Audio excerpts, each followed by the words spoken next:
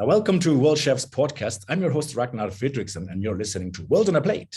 If you missed last World Chef Congress in Abu Dhabi, know that you can see all the presentations on video, on World Chef's TV, on our website, worldchef.org. Everything is there. And hey, there was one thing that struck me, was a segment at the Congress about how to attract and retain young talent to work in our industry.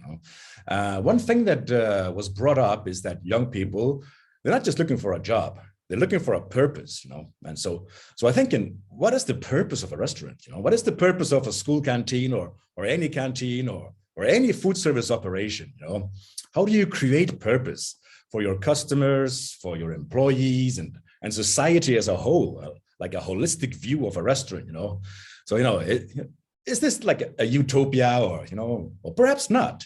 So what if I say that chefs actually have the power to create and to do that, to create purpose? Right? So I want to demonstrate that. And so therefore, I have with me Chef Matthew Thompson, who is the co-founder and culinary director of Harvest Table. So Matthew, welcome on the show. Thanks so much for having me. I appreciate being here. Yeah, hey Matthew, I was really, we've been in discussion lately, and I'm really fascinated about, the whole concept of what you've done, and then I just linked it to that, discussion we had at the Congress, and I would really like you to tell us, your inspiring story, to inspire others, really. But hey, why don't you tell us, what is Harvest Table? So Harvest Table is a contract hospitality company. I had the fortune of working in the industry for about 20 years, and my co-founder and I, Mary Thornton, we looked at the industry and realized that college and university students are looking for differentiated approach to their dining experience. They're asking a lot of questions around, where does my food come from? Why do we choose one purveyor over another? What is the purpose or what is the value of the food that I'm purchasing? And ultimately, what sort of food system am I participating in? And that challenged us to think differently about the traditional approach to on-campus college hospitality. And that challenged us to really build the Harvest Table Culinary Group.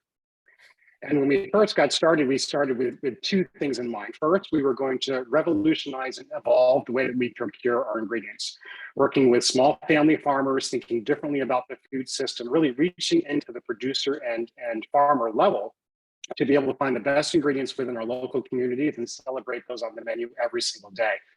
Now, with that comes obviously some challenges. When you're not participating in a natural ingredient strategy, you have to be very flexible with your menus. So that challenged us to think differently about the level of culinary talent that we have working for us. So we looked at our basically our labor pipeline and said, we need to think differently about the way that we structure our kitchens. And we looked towards the restaurant model, and we structured our institutional kitchens very similar to the way that you would structure a restaurant kitchen. And those two things hand in hand allowed us to really transform our student college dining experience. And we're really proud to say that our students overwhelmingly are pleased with their response and really participate in a differentiated food system today. So really, was it driven by the customers but how did you sort of, is anything else that has driven you to rethink the restaurant operation? Is that something that was close to your heart? What was it like before? Or can you tell us the horror story? How it made you change your mind? Absolutely. Like many in the industry, I grew up through the School of Hard Knocks, Line Cook University, and I learned through the first half of my career really how to do food. How to write a schedule, where to procure food, how to call tickets on the line. The entire process of how do you get food from the farm to the table, so to speak. And it wasn't until I began studying for my MBA that I asked a lot of questions around, why do we participate in the food system that we do? Are there different ways that we can approach this? And that challenged us to really think differently. And I got really passionate about thinking about how a chef's role with sustainability is we're really on the front lines of thinking differently about the food experience. And it means more than just the farm to table and where we procure our ingredients, but thinking about the sustainability development goals, for example. And thinking about the carbon impact of the foods that we purchase, or we think about the social impact of the communities that we serve, or even the economic impact of doing the right thing for our economies. So thinking about all of those factors challenged us to think differently about how we participate in that model. So with our organization, we went to small family farmers and we said to them, hey, let's talk about a whole animal purchasing program where we can think creatively about how we use all parts and honor all parts of that animal when when it goes to slaughter. Or when we talk to a family farmer and say, we want to provide you economic relief so that when you plant a crop, you're ensured that you've got a place for that crop to go. And ultimately, as we built that process, COVID ended up happening, and it wasn't obviously something we anticipated, but provided us some very interesting proof points in the industry that not only do we insulate our business from a lot of supply chain disruptions out in the marketplace, but we also insulated it from a lot of the inflationary aspects that happened out there.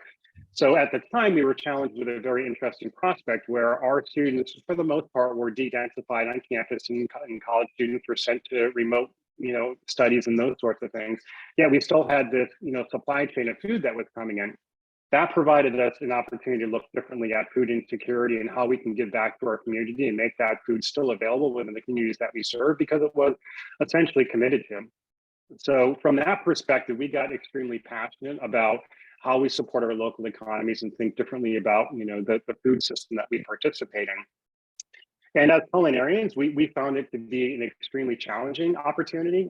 Fast food, at least in the United States, has dramatically changed our cultural relationship with food, where, we can have whatever we want, whenever we want it, as soon as we want it. And it's a very different thing to say, well, you can't eat the fruit the same day you plant the seed. Just because we've made those commitments to those farmers, we have to, understand that animals take time to grow and the crops have to get, nurtured in the fields. And when it's harvest time, we have to make the most of those ingredients. So it's challenged us from a culinary perspective to go into the kitchen and think differently about how we can menu those items. So it takes a lot of work. There's a lot of spreadsheets to determine which part of the food system is coming our way and how we can capitalize on it. And it also challenged us to talk with our students about it every day. So, students in higher education, boneless, skinless chicken breast, at least here, is the number one most common item. And when we talk to our students that to put one boneless, skinless chicken breast, there's also a correlated chicken thigh and a chicken wing. And by the way, there's a beak and a foot and all those other parts of the animal as well. So thinking differently about how we can craft that culinary relationship is something that we really get excited about. And we're dealing with a population that also is equally passionate about it, and they will eventually become the diners of tomorrow. And I think that's a really exciting part of our daily activities with those students. Mm-hmm. Yeah, so really like a long-term thinking, and something that you said that it helped you protect yourself from when there was a break in the food systems during COVID, that it helped you protect yourself from that impact, which maybe isn't so easy to measure that, because usually in our industry, people don't think that long term, right? So I'm just wondering if you have any sort of idea of, before COVID or whatever, like, because your model, as you say, is more socially and environmentally sustainable. Do you know how it measures financially? Is it more profitable? Well, I know you don't count in profits because you serve a community with a canteen, and schools, and etc. But let's say a restaurant that is pushing for productivity and output through like processed food or automatization or using procurement platforms to get from A to B, like you said earlier. Do you think you can measure up against those? Would you be as profitable? Maybe isn't the word, but economically viable? That's actually a great question. That's something that we spent a lot of time examining when we first got started. So when you look at the protein space, for example, we moved from commodity-based meat into a pasture-based family-owned meat system. And roughly you can look at a 25 to 30% increase in overall cost for that particular product. Now, what we were also able to look at is because we moved from a traditional environment of a speed scratch kitchen into a fully scratch kitchen, we weren't buying commodity products. So we're able to balance that financial portfolio to some degree by moving to an entirely scratch-based system. The other thing that we were able to look at is, at least on the whole animal side, is taking some of those premium cuts, whether it be the filet mignon or the porterhouse steaks. And we ended up taking those cuts and selling them back into the restaurant industry, where we were able to capitalize on some of the lesser known or lesser used parts and be able to use those in our menus every day. So we've actually found some economies by moving into that model. And ultimately, with the inflationary costs that we're seeing, we're roughly net. So we're pretty pleased with that performance financially, and we think that it is a viable model moving forward in the future. Hey, and so we talked about, yeah, it's really interesting on the economic side of it, but what we've been talking in World Chefs about more and more is, the skills shortage and inclusivity. How do we attract more people? How can we be more inclusive? How can we become better employers? And I really I see that, I'm really admirable when I see on your website you're one of Fortune most admired companies, best place for LGBT, Black, disability equality, and so I mean all that work. How important has that been to to create that organizational philosophy?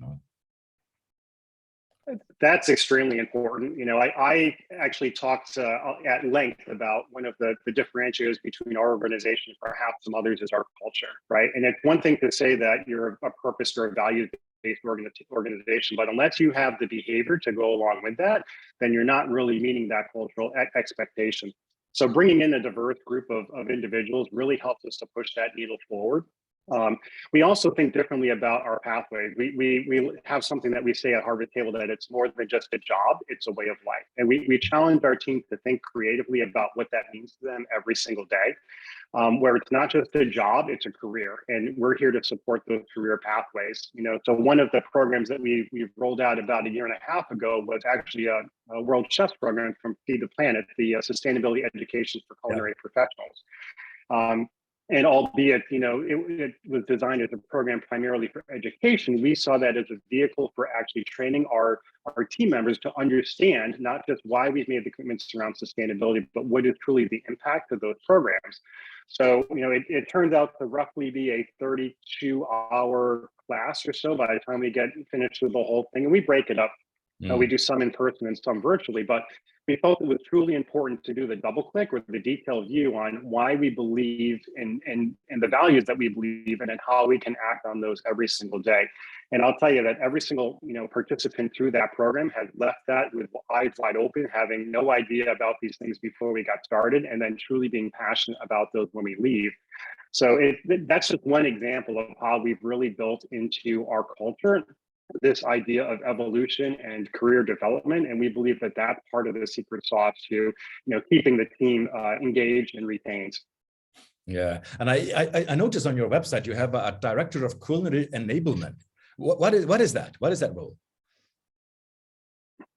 So that's an interesting role that we've just developed recently, actually. So within our environment, it's extremely important for our students to know the detail and the transparency of every ingredient that we serve. So at every single one of our properties, we do have a registered dietitian who's responsible for ingredient transparency, complete nutritional analysis of all of our recipes. And then, of course, we've got the other side of that, which is our culinary team, who is, super creative, super innovative around those menus that we create.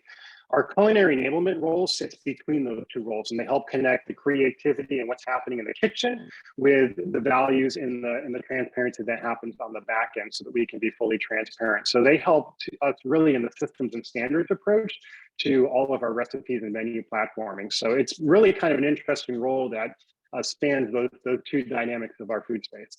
Yeah, no, it's really like a 360 degrees of the whole organization. Your approach from the supplier, the staff, the end customer.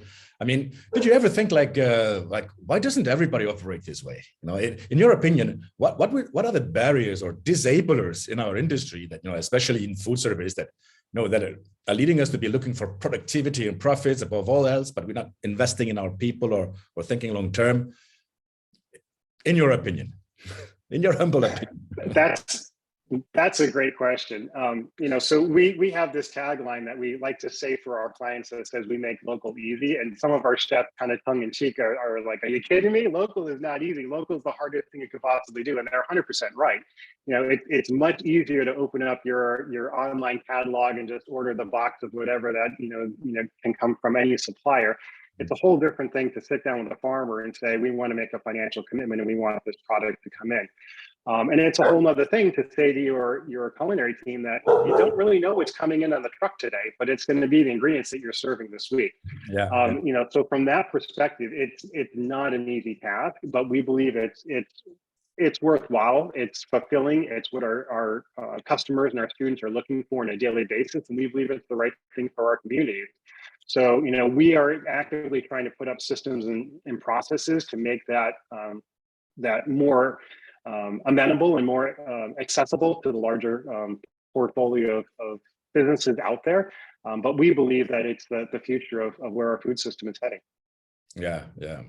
It must be a part of the future plan, unless we want to just like keep on driving against the wall, against the brick wall. And so I see on your website as well, we're going to put on the website, on our podcast, we'll put links to your website so people can look, but there's a lot of amazing stories there. And I think those stories can be very inspiring, because really what is great to have you here and talking about this, and thank you for sharing this, is we want to inspire others to, maybe they also can look at the way they operate and change and improve to have a more sustainable, holistic view of the restaurant industry. And I think we need that. But so of all these stories that I see that, the way you're transforming your own food service operation, anything that sticks out that you want to share with us, what are you most proud of? Can I ask? I think we're most proud of those connections, those connections directly with the farmer. Like, one story that I think of is our story of Randy Lewis, who's our dairy farmer in North Carolina. So Randy creates this really, really awesome dairy product. And when it comes in, his process is not necessarily homogenized. So when he first brought his milk, if you left it out on the shelf and you put it in the refrigerator, it would separate, right? And he said, that's the reason why I don't sell wholesale, because people don't understand why the milk is separated. They want to, they expect a different experience. So just out of necessity, one of our chefs one day said, hey, I got to keep the milk cold. How do I keep the milk cold? And what he ended up doing was he grabbed all the milk from the cooler and he poured it in one of those bubblers, that kind of, keeps the beverage process. And just through that process, he was able to homogenize the milk, and he just solved this major problem for the dairy farmer, which is now we just figured out a way for you to bring our milk into wholesale. It was nothing that anyone ever envisioned. It was literally one chef and one operation who just decided, I got to keep the milk cold, and this is the only thing I have to keep it cold, and poured it in there, and then we're off to the races. And now we've got his milk across North Carolina. And it's just the evolution of those conversations where we said, Randy, well, what else do you have? He's like, well, I got this curry that's left over. Well, if you send it our way, we can pull mozzarella, and we can think differently about that experience. So it's just changing the dynamic of the food experience. Another example is when we talked with some of our farmers in upstate New York, and we did a farm tour, and we're noticing that all the broccoli that they're pulling out of the field, they're trimming all of the leaves and they're just leaving it there to compost. Well, what happens to all those leaves? Well, it's wasted food. Well, isn't there a way for us to capture that? They're perfectly nutritious, leaves, and we can saute them and braid them down and think differently about that. And the farmer's like, you want the leaves too? Absolutely, we want to think about this system. And now we can transform that particular farmer's experience where he was only able to get 60 to 65% of crop yield out of his field. And now through the utilization of this, we're able to elevate his crop yield up into the 90s. I mean, it's staggering for something that he would have normally just thrown away. So I would say we're most proud about the individual connections that we've made with farmer and producers and able to really transform the food experience. Hey, I really, that really resonates with the other stories I've heard. It's somehow like in our industry, we missed that link between the producer, the farmer, and the chef. And when you start having the conversation, I can tell you a story. That I heard from Dan Barber, right? So, for his pumpkin guy, and so he went to the farmer and said like, well, can I have the pumpkin like more powerful in flavor and I want to get that nuttiness and whatever. And so like, sure, of course I can do that. Well, so why never done that? Because nobody asked me. The only thing people ask the farmer is to get more productivity, more robust, more resistant to bacteria or what have you, more productive, but in the same time, more just water and less vitamins. So actually, when you get that conversation between the chef and the farmer, then maybe amazing things can happen, like you just mentioned there.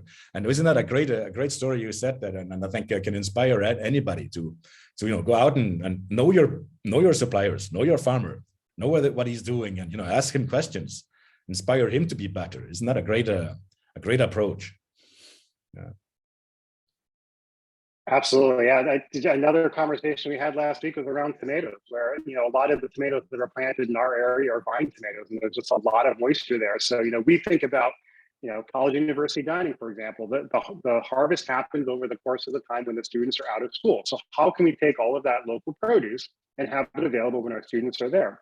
So we started talking about making tomato sauce, and frankly, we're not growing the right tomatoes. If only we were growing plum or Roma tomatoes, they're much better tomatoes to use in things like sauces and marinaras and pizza sauce and stuff like that. But we're growing the wrong tomatoes that are mostly water, and it doesn't make a great sauce. So if our farmers had the knowledge or the insight to say, hey, if you grow this other type of tomato, we've got a tremendous opportunity on our end to help support that. Yeah. No, absolutely.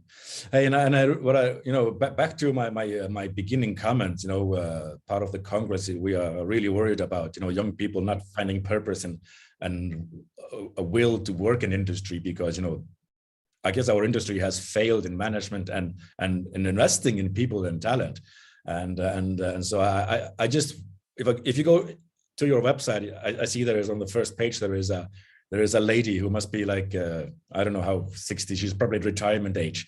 And she is displayed there as like the proud employee of the, of the moment. It's so proud and strong.